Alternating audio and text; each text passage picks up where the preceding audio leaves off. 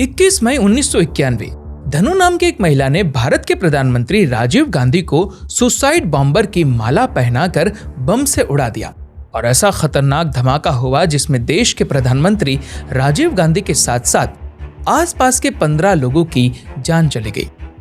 आखिर वो महिला वहां तक पहुंची कैसे और कौन है इस साजिश का मास्टरमाइंड? चलिए जानते हैं पूरी कहानी। कहानी शुरू होती है साल 1948 से, जब श्रीलंका ब्रिटिशर्स से आजाद हुआ। ब्रिटिशर्स के टाइम श्रीलंका में 30% तमिल यानी हिंदू और 70% सिनलीज यानी बौद्ध धर्म को मानने वाले लोग रहते थे और इन तमिल और सिनलीज लोगों के बीच की लड़ाई से ही राजीव गांधी के मौत की नींव भी रखी जा चुकी थी। अब आप सोच रहे होंगे कि इन तमिल और सिनलीज के बीच की लड़ाई से राजीव गांधी की मौत का क्या लेना देना, इसीलिए हम इस कहानी को शुरू से जानते हैं। दरअसल साल 1948 में श्रीलंका को आजादी मिलने से पहले वहां की गवर्नमेंट की पोस्ट पर ज्यादातर लोग तमिल थे और तमिल लोगों ने अपनी मेहनत के बलबूते पर यह मुकाम हासिल किया था। लेकिन आजादी के बाद प्रॉब्लम यह थी कि सिनलीज लोगों को यानी कि बौद्ध कम्युनिटी के लोगों को यह डर था कि कहीं तमिलियंस उन पर अंग्रेजों की तरह अत्याचार न करने लगे। इसीलिए सेनेलिस गवर्नमेंट ने तमिल लोगों को साइडलाइन करने के लिए काफी सारे खराब डिसीजंस लिए थे, जैसे कि सबसे पहले इंडिया से माइग्रेटेड तमिल्स की वर्किंग राइट्स, हिंदी इंग्लिश की जगह सिनाला लैंग्वेज को श्रीलंका की ऑफिशियल लैंग्वेज डिक्लेयर कर दिया, सिनलीज स्टूडेंट्स को एजुकेशनल रिजर्वेशन दे दिया और कुछ साल बाद यानी 1972 में एक नया संविधान लागू करके देश का प्राइमरी रिलीजन बुद्धिज्म अनाउंस कर दिया। सिनलीज कम्युनिटी ने श्रीलंका में ऐसी सिचुएशन कर दी कि तमिलियंस का वजूद ही खत्म हो जाए और अगर तमिलियंस इन अनफेयर डिसीजंस के खिलाफ आवाज उठाते थे तो श्रीलंकन गवर्नमेंट श्रीलंका के तमिल रीजन्स में मिलिट्री लगा देती थी और आवाज उठाने वालों के पूरे परिवार को गोली मार दी जाती थी। तमिलियन लोगों पर इन सभी अत्याचारों के चलते इस असल कहानी में एंट्री होती है एक ऐसे बंदे की जिसने राजीव गांधी की हत्या करवाई और जिसने श्रीलंकन गवर्नमेंट और सिनलीज लोगों से लड़ने के लिए एक लिट्टे नाम का रिबेल ग्रुप बनाया और ये ग्रुप बनाने वाला था वेलुपल्लई प्रभाकरन, जो तमिलियंस की तरफ से लड़ रहा था और लिट्टे का हेड था। दोनों ग्रुप्स एक दूसरे को जितना ज्यादा से ज्यादा नुकसान पहुंचा सकते थे उतना ज्यादा से ज्यादा नुकसान पहुंचाया। दूसरे ग्रुप्स की फीमेल्स के साथ रेप कर दिए जाते थे, हजारों लोगों की जानें भी गई और एक समय ऐसा आ गया जब इंडिया में मौजूद जो तमिल लोग थे उन्होंने इंडियन गवर्नमेंट पर दबाव बनाना शुरू किया कि श्रीलंका में जो सिविल वॉर चल रहा है उसमें बेगुनाह इंडियंस भी मारे जा रहे हैं, तो इंडियन गवर्नमेंट को श्रीलंका के मैटर में इंटरफेयर करना चाहिए। आखिरकार तमिल लोगों की डिमांड्स को पूरी करने के लिए उस समय के भारत के प्रधानमंत्री राजीव गांधी ये डिसाइड करते हैं कि वो तमिल लोगों की मदद करेंगे। इसी समय राजीव गांधी ने इन श्रीलंकन तमिलियन की हेल्प के लिए इंडिया से श्रीलंका कुछ बिना हथियारों वाली इंडियन नेवी शिप्स से कई टन खाना और दवाइयां भेजी, लेकिन श्रीलंकन नेवी ने इन सभी शिप्स को वापस मोड़ दिया। इसके 2 दिन बाद दिल्ली स्थित श्रीलंकन हाई कमीशन को इन्फॉर्म किया गया कि इंडियन एयरफोर्स श्रीलंका के तमिल बहुल एरिया में ऑपरेशन पुमलाई करने जा रही है, जिसमें इंडिया की तरफ से वॉर सर्वाइवर्स के लिए खाना और मेडिकल चीजें पहुंचाई जाएंगी और इंडियन गवर्नमेंट सख्ती से श्रीलंकन गवर्नमेंट को तमिलियंस पे हो रहे अत्याचार को रोकने के लिए बोलती है। यहाँ आपको बता दूं कि इंडियन गवर्नमेंट का स्टैंड एकदम क्लियर था कि श्रीलंका में तमिल्स को उनका हक मिले और ये सिविल वॉर खत्म हो। अब जैसे ही इंडिया ने ऑपरेशन शुरू किया वैसे ही श्रीलंका बोला कि इस पूरे सिविल वॉर के इस मामले में हम इंडिया से बातचीत करना चाहते हैं। इस मामले में बातचीत के लिए इंडियन पीएम राजीव गांधी श्रीलंका की कैपिटल कोलंबो में पहुंचते हैं। 29 जुलाई 1987 के दिन श्रीलंकन प्रेसिडेंट जे.आर. जयवर्धने और Indian prime minister Rajiv Gandhi के बीच एक शांति समझौता होता है, जिसमें 2 डिमांड्स पर बात होगी।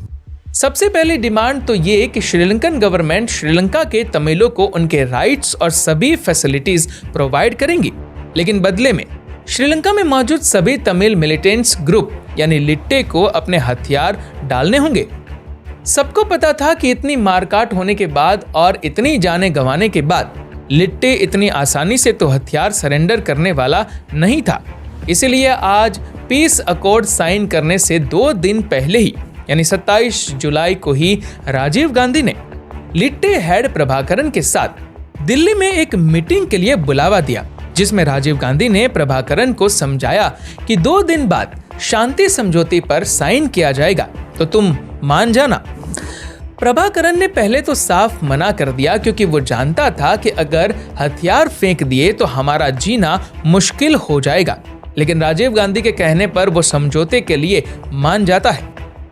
फिर तारीख 29 जुलाई 1987 के दिन श्रीलंका के कोलंबो में समझौते पर साइन हो गए हैं। लेकिन दूसरी तरफ कोलंबो में पिछले कुछ दिनों से ब्रूटल राइट्स हो रहे हैं। दंगाइयों ने श्रीलंका के प्रेसिडेंट JR जयवर्धने के घर को जला दिया है। अब इस राइट को रोकने के लिए श्रीलंकन प्रेसिडेंट जयवर्धन ने राजीव गांधी से कहा कि वो श्रीलंकन फोर्सेस को श्रीलंका के इन तमिल एरियाज में से यहां कोलंबो वापस बुलाना चाहते हैं और साथ में इंडियन PM राजीव गांधी से इंडियन फोर्सेस का सपोर्ट मांगते हैं। अब आर्मी सपोर्ट के लिए PM राजीव गांधी तैयार हो जाते हैं और मात्र 6 घंटे में इंडियन फोर्स इंडिया से श्रीलंका आ जाती है। और यही राजीव गांधी की सबसे बड़ी भूल थी, जो उसने इंडियन आर्मी को श्रीलंका बुला लिया।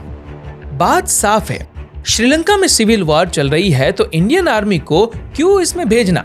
शांति समझौता साइन करते वक्त जो कोलंबो में राइट्स हुए उनका समाधान करने के लिए श्रीलंकन आर्मी वापस कोलंबो आ गई और खुद के बदले लिट्टे के सामने किसको खड़ा कर दिया? इंडियन फोर्स को। अब राजीव गांधी के इस एक डिसीजन की वजह से भारतीय नागरिक ही भारतीय नागरिक के सामने लड़ने के लिए खड़ा हुआ था। इस एक गलत डिसीजन हजारों लोगों की मौत का कारण बना। अब लिट्टे और इंडियन आर्मी आपस में पिछले 2 सालों से लड़ रहे थे।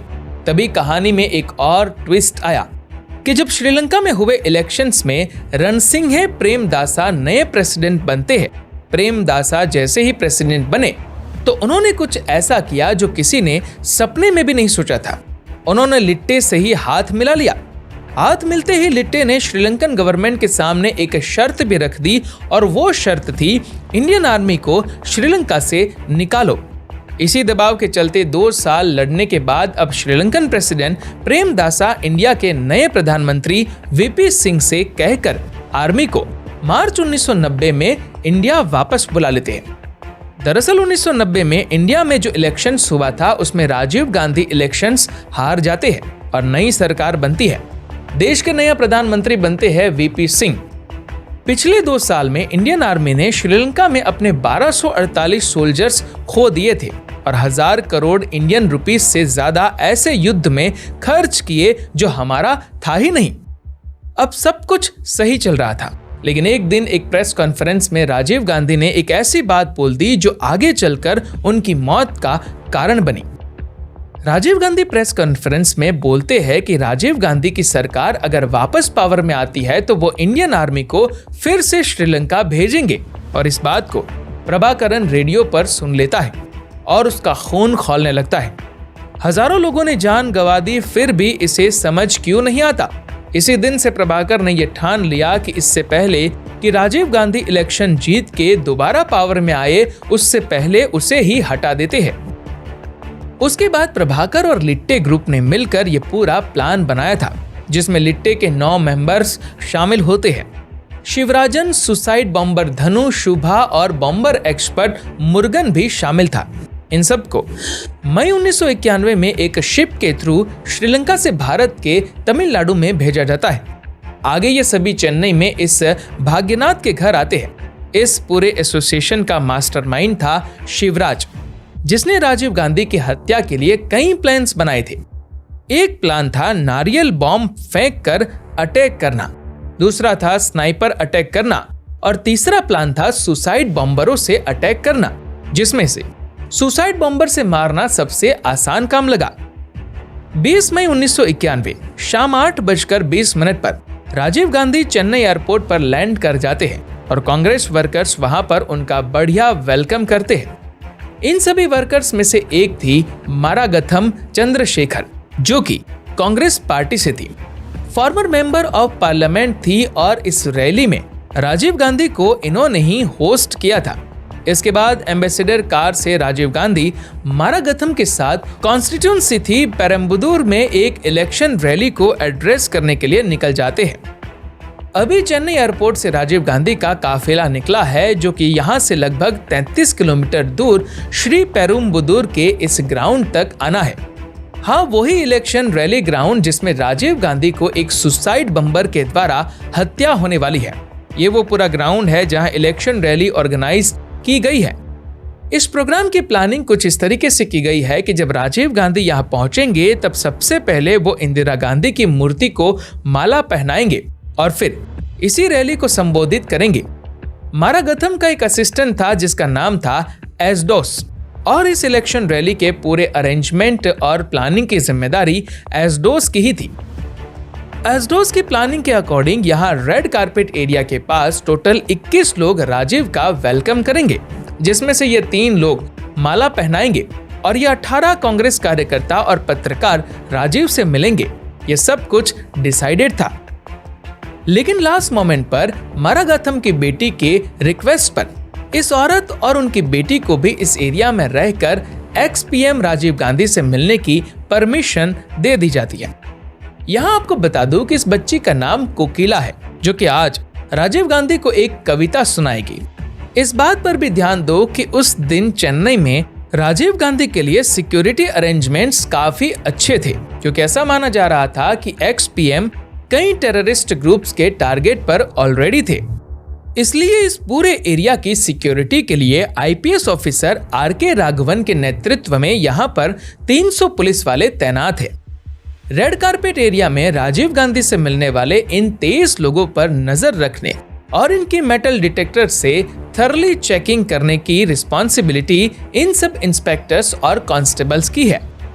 इस सब इंस्पेक्टर्स को तलाशी के बाद डिसाइड करना था कि ये लोग राजीव गांधी के वेलकम के लिए इस रेड कारपेट एरिया में खड़े हो सकते हैं या नहीं।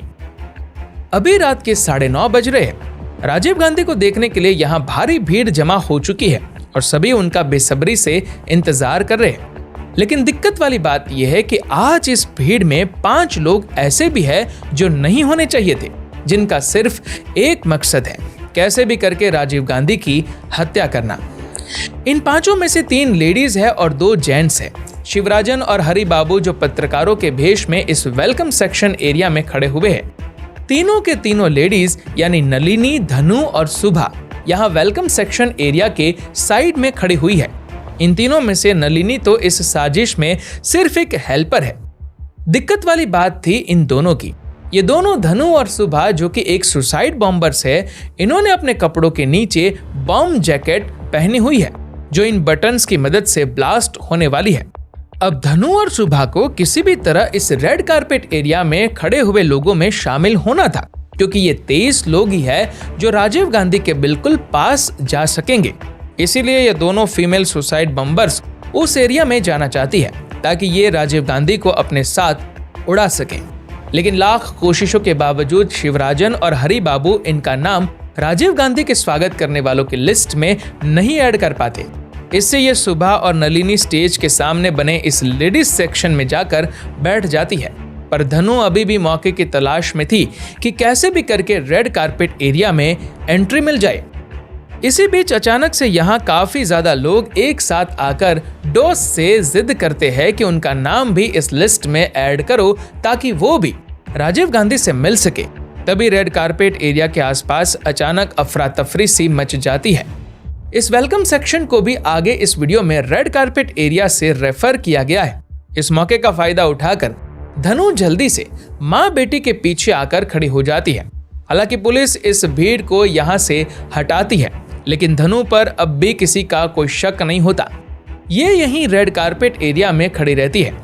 इसी बीच जल्दी से डोस स्टेज की ओर दौड़ता है और स्टेज पर पहुंचकर माइक से अनाउंस करता है कि राजीव गांधी यहाँ पहुंचने वाले हैं। तभी राजीव गांधी के काफिले की ग्राउंड में एंट्री होती है। अब राजीव गांधी ने इंदिरा गांधी के स्टेच्यू पर माला पहनाई और मंच की ओर आने लगते हैं। जब राजीव रेड कारपेट एरिया में पहुंचे तो इन लोगों ने इन्हें चादर उड़ाकर इनका स्वागत किया।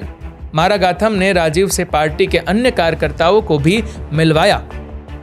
अब आदमियों से मुलाकात के बाद राजीव गांधी इन 3 लेडीज से मिलने के लिए आगे बढ़े। इनमें से इस बच्ची यानी कोकिला ने राजीव गांधी को कविता सुनाई। तभी यहाँ लोगों की भारी भीड़ पुलिस के सुरक्षा घेरे को तोड़कर राजीव गांधी से मिलने आ जाती है। इससे राजीव गांधी को एक सिक्योरिटी ऑफिसर यहाँ से जल्द निकालने की कोशिश करता है, लेकिन राजीव गांधी ने तमिल लोगों को देखकर उनके बीच रहने का और उनसे मिलने का ही फैसला किया है। इस धक्का मुक्की में सुसाइड बम्बर धनु काफी पीछे चली जाती है। अब धनु अग्रेसिवली राजीव गांधी तक पहुंचने की कोशिश करती है, लेकिन तभी सब इंस्पेक्टर अनुसुलिया धनु का हाथ पकड़कर उसे आगे बढ़ने से रोक लेती है। अब राजीव गांधी ये देखकर सब इंस्पेक्टर अनुसुया को इशारा करते हैं कि धनु को आने दे। अगले ही पल राजीव गांधी की मौत यानी धनु उनके सामने खड़ी थी। अब धनु राजीव गांधी को चंदन की माला पहनाती है और उनके पैर छूने के लिए झुकती है। नीचे झुकते वक्त धनु अपने बॉम्ब जैकेट के बटन को दबाती है और एक जोरदार धमाका होता है। इस विस्फोट के बाद चारों ओर आग और धुआं फैल जाता है। इससे ग्राउंड में हाहाकार और भगदड़ बन जाती है और कुछ देर बाद जैसे ही रेड कारपेट एरिया में धुआं कम होने लगा तो चारों तरफ खून और लाशें दिखने लगी। इस ब्लास्ट में कोकिला की मां, मारागाथम, धनु, पुलिसकर्मी और सुरक्षा अधिकारियों के साथ राजीव गांधी के शरीर के टुकड़े बिखरे पड़े थे। इस ब्लास्ट में 15 लोग मारे जा चुके थे और 40 से ज्यादा लोग सीरियस थे। वहीं इस हरि बाबू के कैमरा में लास्ट के कुछ पलों की कुछ फोटोज थी। देश में इतना बड़ा हादसा हुआ, एक पूर्व प्रधानमंत्री को पुलिस वालों के सामने सुसाइड बॉम्बर्स ने जान से मार दिया। पर उस 21 मई 1991 की दहशतगर्द रात को पूरा भारत सिर्फ एक ही सवाल से जूझ रहा था।